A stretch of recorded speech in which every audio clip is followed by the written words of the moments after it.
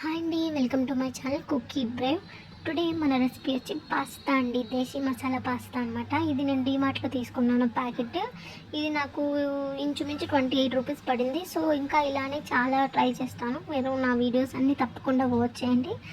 ఈరోజు ఈ మసాలా దీనికి జస్ట్ ఈ ప్యాకెట్తో పాటు కొంచెం స్పైసీ కోసం మ్యాగీ మసాలా కూడా ఒక ప్యాకెట్ తీసుకున్నాను అనమాట.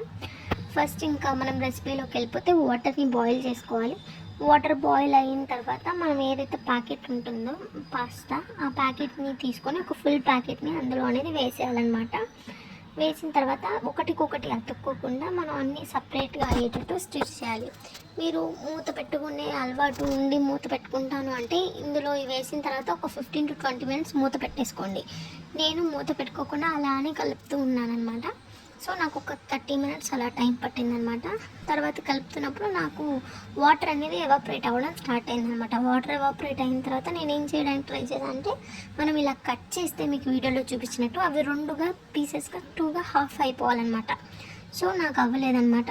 నేను ఇంకా ఇది బాయిల్ అవ్వకపోతే మీరు మళ్ళీ వాటర్ వేసుకొని కంటిన్యూ అలానే ఇంకొక 15 minutes అలా పెట్టుకోవచ్చు. సో ఇలా పెట్టిన తర్వాత ఇప్పుడు చూడండి, నేను కట్ చేస్తే అవి 2 పీసెస్ అవుతున్నాయి అనమాట.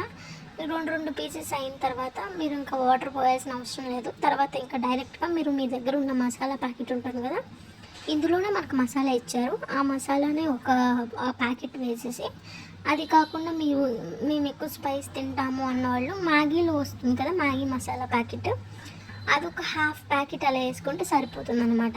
వేసుకున్న తర్వాత వాటర్ అంతా ఎవాపరేట్ అయ్యేటట్టు ఒక 5 minutes ఉంచుకొని మీరు ఒకటి తీసుకొని టేస్ట్ చూసి ఓకే అనిపిస్తే ఇంకా మీరు రెసిపీ అనేది దించేసుకోవచ్చు. అంతే అండి, సింపుల్గా ఈజీగా చేసుకునే టెక్నిక్ అనమాట. మీకు నా వీడియోస్ నచ్చితే లైక్ చేయండి, షేర్ చేయండి అండ్ సబ్స్క్రైబ్ చేయండి. ఇంకా ఏం పెట్టాలో కామెంట్ చేయండి.